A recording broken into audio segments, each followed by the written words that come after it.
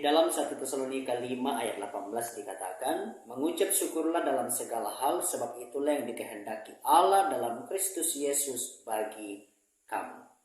Mengucap syukur adalah sesuatu yang kadang-kadang sulit dilakukan oleh manusia, termasuk saya pun, ketika kita dalam kondisi yang sulit atau yang susah.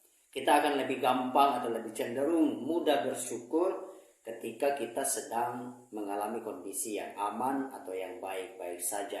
Tetapi di sini Alkitab ingin mengingatkan dan mengajar kita kembali bahwa mengucap syukur itu tidak perlu membutuhkan situasi-situasi yang baik terlebih dahulu.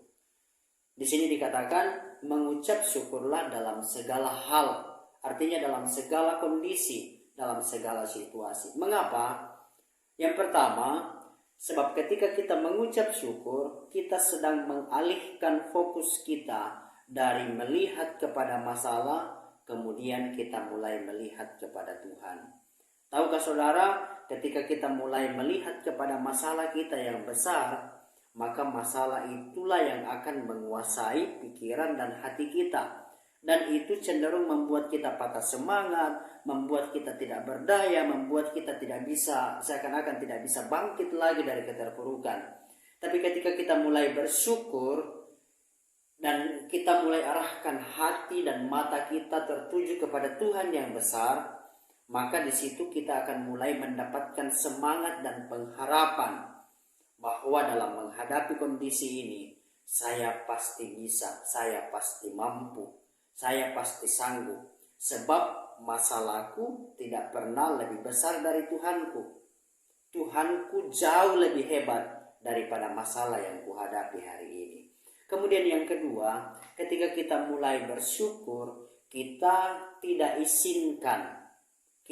izinkan masalah yang mendominasi kita. Tetapi ketika kita bersyukur, sama saja dengan kita mulai mengizinkan damai sejahtera Tuhan yang menguasai kita. Dan ketika damai sejahtera Tuhan yang menguasai kita, dalam masalah, dalam tekanan, dalam kondisi sulit, kita masih bisa berkata, Tuhan terima kasih. Saya akan tetap menyembah Engkau. Saya akan tetap memuji Engkau. Sebab Engkau tidak pernah tinggalkan saya. Sekalipun kondisiku sulit hari ini, saya percaya waktumu pasti terjadi dalam saya. Mujizatmu pasti nyata dalam saya.